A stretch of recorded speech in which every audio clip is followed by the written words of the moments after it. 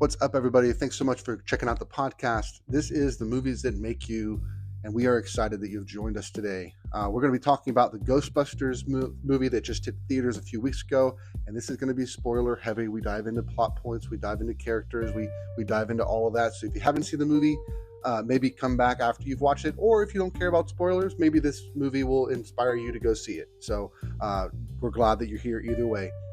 We also would love it if you like the podcast to share it with your friends. You can do so. We're on Apple Podcasts, Spotify, everywhere podcasts are, even YouTube. You can find us there as well. And also we have our Instagram, which is at Movies That Make You, and also our Letterboxd, which is at I Am Sprang, where you can see all of the lists that we have created to highlight our different ideas of movies that make you scream, movies that make you laugh, movies that make you love. And we hope that you'll check us out there as well. So without further ado, let's jump into it.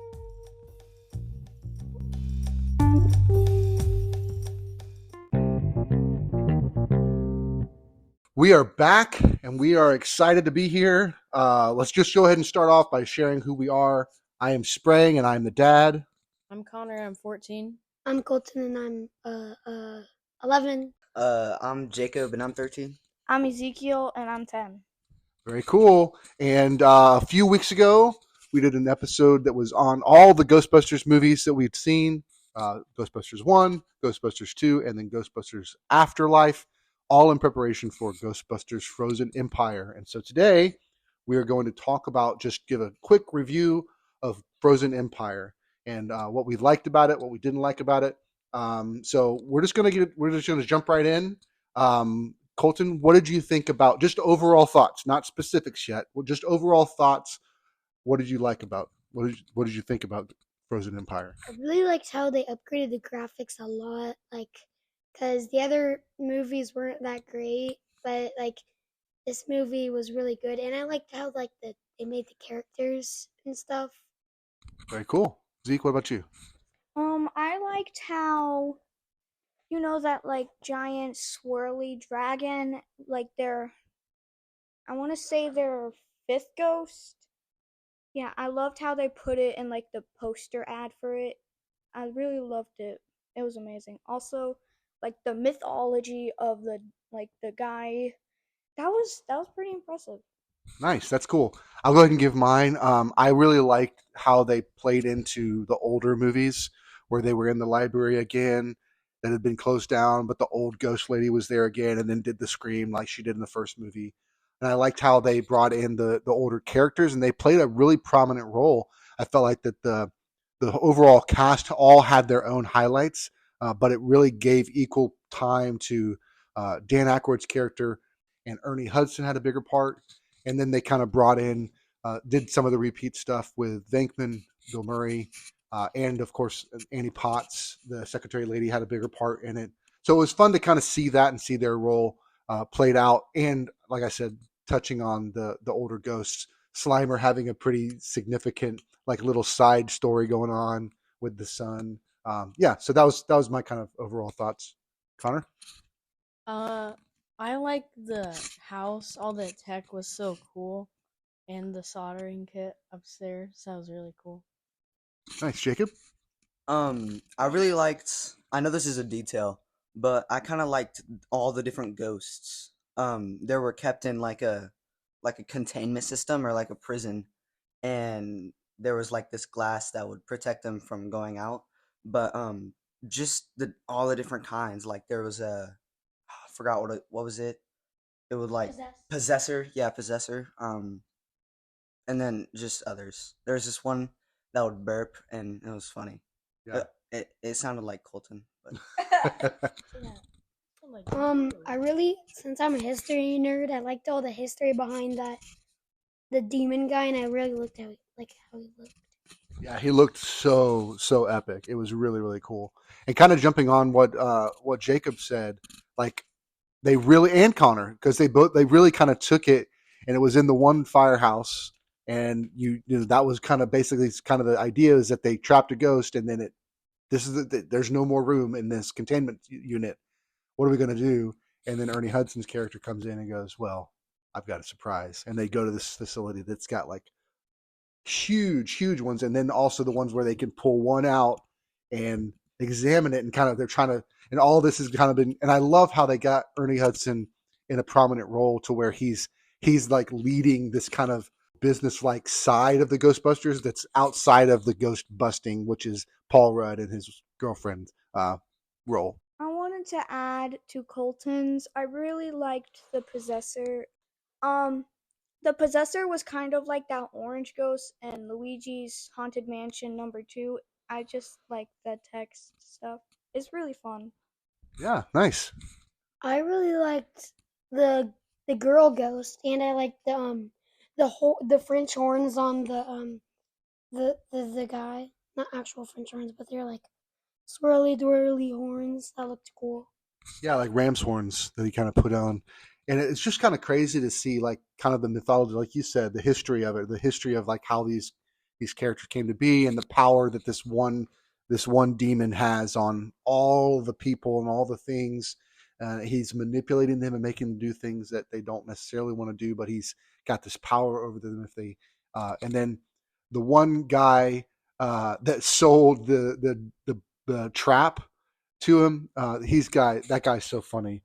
Camille Nanjiani played like that guy that was like he didn't really know what was going on. It was like his grandma's house, and he's just trying to sell stuff so he can buy Funyuns or something. Fortnite V-Bucks. Yeah, exactly. I just wanted to say that it was the firebender. He's a firebender, and he's like, so I just moved the candle, like, or I just moved the fire to the candle, like, I can do it. Yeah, Camille Nanjiani's character ends up his grandma was a fire person, fire thrower. Fire master, so they call it. It wasn't firebender, that's Avatar. The fire master. He didn't realize it, but she was the one that was kind of holding this guy at bay. And it kind of did this flashback in one of the scenes, all that stuff. But then he was kind of just a funny like throwaway moments, but he stepped up his game at the very end. I don't think you should watch this movie with your kids because has some inappropriate jokes in it. It's like not even funny. What are you talking about? What they called this little dungeon. It was an inappropriate word. Then they say dungeon. S-word dungeon. The S-word dungeon? Oh, okay. I was wondering, why wouldn't the grandma tell him about, like, what his ancestor line is? Like, I don't know. Seems weird. Yeah, I don't know. What do you think, Colton? Because she knew he was too dumb to understand. Definitely could be it. And it could be that she died suddenly, and so she didn't have time she didn't know that she was going to have to hand over the reins, to pass it down so quickly. I don't know. It was probably that he wasn't ready at the time that she died, so he wasn't ready for this kind of responsibility to use it wisely, but he did eventually figure it out, and he used it wisely to destroy the frozen ghost empire, and he saved the world. Yep, him along with the girl again. So the girl with Egon's granddaughter. Oh, yeah. Yeah. So without that girl ghost that the demon was controlling, none of it would have happened because, like, they're all losing, they're all about to die, but then the firebender was like, and then the girl, she died from a lighter, so she used the lighter that she died from and sparked it, and then the guy used the flame. It was like, firebended that demon to a whole nother reality. Yeah, that was awesome. I did like that. What did you got, Jacob? What did you think about the kind of interaction with the girl ghost and the daughter? Yeah, it's like it adds another like layer to the plot, and so it's not really just a throwaway like connection because that happens sometimes.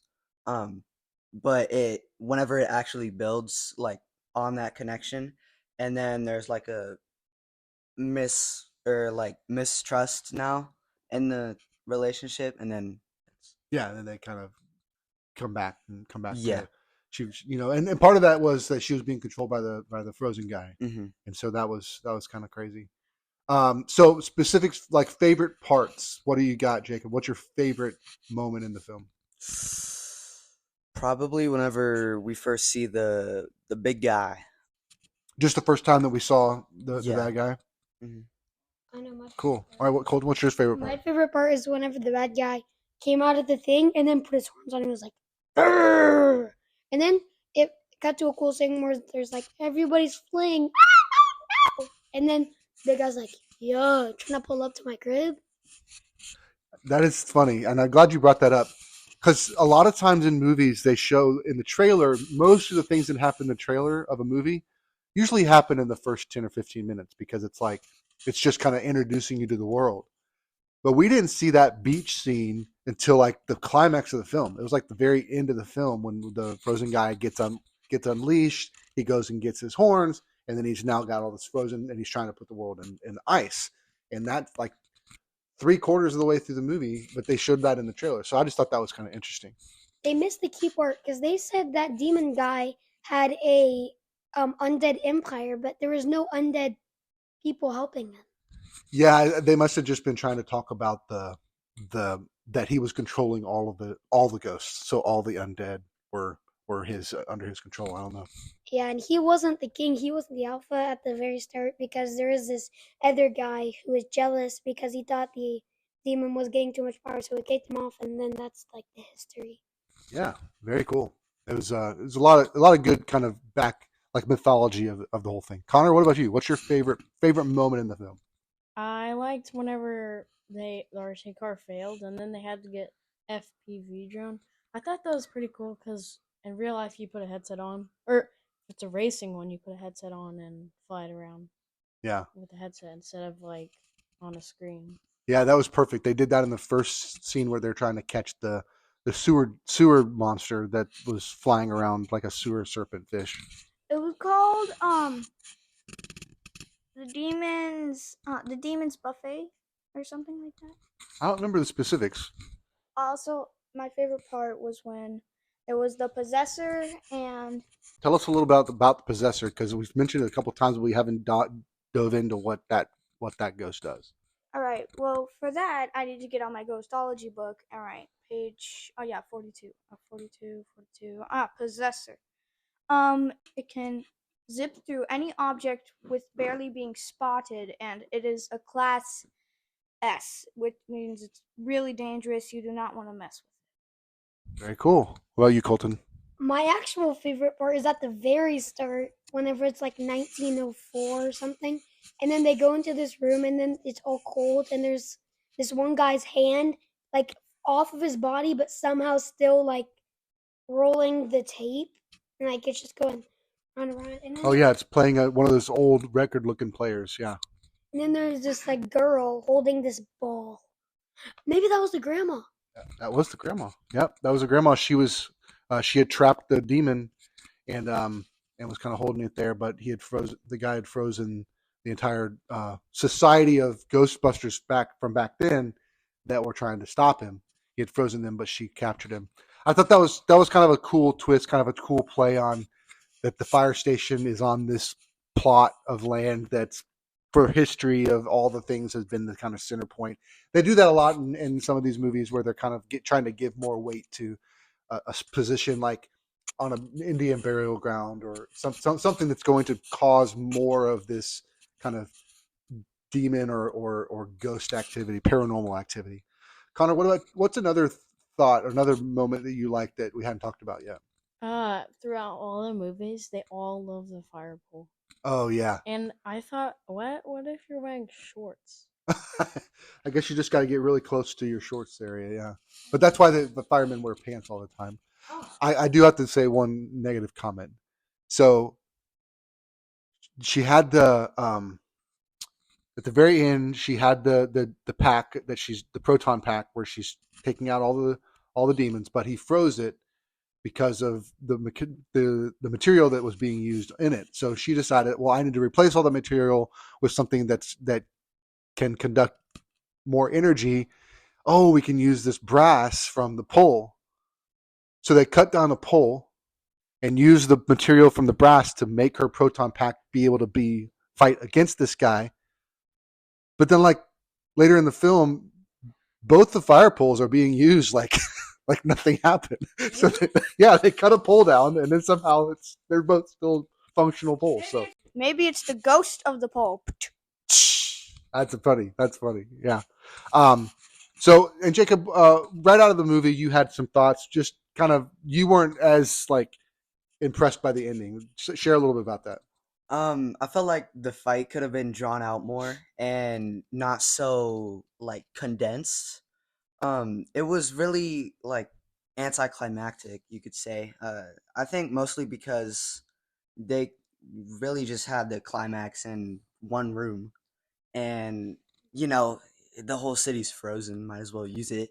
Yeah, I think that's a good point to make, and I think that did kind of because especially when the opening of the movie is we're in the city and we're tracing after this big ghost, demon thing, and then the end of the movie is we're in the firehouse, and I think it made sense a little bit with the plot, that that this is the centerpiece for all of this paranormal activity.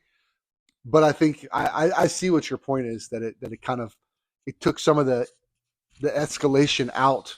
I didn't know what I felt about it necessarily, but when you said that, I was like, oh, I think I felt that a little bit too. But it is, I think there's a couple of things going on with that. There's probably budgetary concerns because it costs a lot of money to do a big fight scene. And in every single Ghostbusters up until then, there was always this big epic through the streets of New York battle with the Stay Puft Marshmallow Man. So if they just repeated that and it's just another demon, would that have been as impactful? But at the same time, like it did feel a little bit lower in scope because it was just in kind of the firehouse. But I thought the character looked great. I thought the fight was really intense, even if it wasn't as big. What'd you think, Z? What'd you think about the final fight? I actually have something to say about the marshmallow guy. The marshmallow guys. This was the second marshmallow world war, and another massive genocide was a massive genocide of marshmallows was happening at that day. And also, there was a cute little doggy there. Yeah, that was pretty cute that they brought the mini marshmallow men. Say that 5 times fast. Mini marshmallow men, mini marshmallow men, mini marshmallow men. Mini marshmallow man, mini marshmallow man, mini marshmallow. That's not you got a little off, but you did good. You did good. Yeah, so they introduced that in Afterlife. Paul Rudd's walking through Walmart, and the little marshmallow men start attacking. So they had some as like I guess it seemed like pets, or maybe they lived with Paul Rudd. I don't remember, but I don't know. But it was just kind of a cute little thing. And then Slimer, tell us about Slimer. What was that thing that was going on? He looked so ugly. He looked like Jacob. Oh, Roasted. No, I was just kidding. But he looked like a Discord mod. He kept on eating food, stayed up there all day. There's like a whole pile of trash, and just Yeah, and Finn Wolfhard's character was like getting so frustrated. I was so gross when he's like in his like bedroom and he's laying on his bed and he's like looking up and there's slime like dripping down and almost gonna fall on his pillow. I was like, oh, that's so gross. So then he's like, he's older now, so his mom's giving him a hard time about like he wants to drive, he wants to do all this stuff, but he also just lives at home, doesn't have a driver's license. Like you haven't moved beyond being a kid, even though you're getting older. And then he like wants to take on responsibilities with the group. They also made a big deal in the movie about the sister being too young to be a Ghostbuster, and so there was that kind of that's how she kind of got disconnected with the group and connected with this ghost and that whole kind of plot with it. I did like the underground society, like we said earlier, that kind of has been expanding on the Ghostbuster technology and trying to learn from the ghosts and how to take them down. And they brought that other girl back from the small town to be there as one of those folks. one thing that was really funny. I'm bringing this back to the possessor. The professor said to the possessor that he was going to give him a new tennis ball if he just stopped banging on it. And he was really excited because, yay, a new thing to possess. Yeah, that was funny. The professor was great. It was Patton Oswalt played a guy that had all this knowledge, and he took him down in the old basement of the library and all that stuff. That was cool. One other thing I did want to mention is that one of the reasons why the ghost guy what he was trying to do was he was trying to somehow possess someone that could unlock the trap. But the only people that could unlock the trap were human beings and that were alive, not dead people, right? And so they used the technology that was pulling the ghosts out of the traps on the girl so that she could be a ghost for a little bit to connect with her ghost friend. And that's when it kind of unlocked. And then he was able to control her, and then she was able to control her body, and that's what kind of unlocked. So it was kind of a couple of different things, but I thought that was a cool gimmick, like a cool moment to like kind of use the technology. Hey, we're introducing this technology. Now we're going to use this technology in a different way that it wasn't meant for. But it kind of like, oh, that'd be kind of crazy to be a ghost for a little bit and kind of interact with ghosts like a ghost. But I just thought that was a cool thing to point out too. Let's just do our 5-star rating. And remember, it's just quarter points or half points. There's no thirds, no fifths, just 1 through 5 with quarter point increments. All right? Colton, why don't you go first? I'm gonna give it a 4, 4.25. Cool. Zeke? 5. Okay. Connor? I think a 5. Cool. Jacob? 3.5. Okay. I'll give it a 4. And we really liked it. I thought it was a fun movie, whether it had its down points like we talked about, maybe a little bit anticlimactic, maybe there's a couple of little plot things that didn't really work. Overall, I still had a good time at the film, right? We had fun with it. So it's a good one. We recommend you seeing it. I mean, I hope you've already seen it because we gave away everything, right? So if you haven't seen it, go see it. Cool. Thanks, everybody, for listening. Yeah, Mr. Krabs.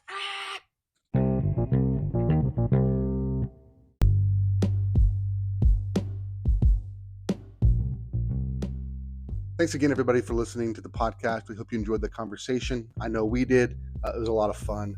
Wanted to give you guys a heads up about what's upcoming. Next week, we will be posting our review of Godzilla x Kong, A New Empire. We will have seen that and be sharing our thoughts on that. The week following that, we're going to be doing a special episode on Star Wars movies, TV shows, and all the things Star Wars. Just kind of a hodgepodge of an episode in celebration of the 25th anniversary of The Phantom Menace. They are re-releasing it in theaters, so we're going to do our thoughts on all things Star Wars in that episode. The week following that will be an episode geared towards the prepping for Kingdom of the Planet of the Apes. So we'll be talking through the rise, the dawn, and the war for the Planet of the Apes films with the boys, and that'll be a lot of fun. And the week following that, we're going to be doing a special Mother's Day episode. So we're going to have Kristen on with the boys, and it's going to be all the family together talking through her favorite movies, movies that she likes, in celebration of her being in our lives and being our mom. So we're excited for that, and I hope you are too. Again, love it if you'd share the podcast with your friends, family, especially those that have kids. We feel like this is a great spot for them to hear kids talking about movies and reacting to these things outside of just entertainment. But we try to talk about the things that really can help us in life as well. So lots of fun, and we hope that you'll share it with your friends as well. So until next time, keep watching movies.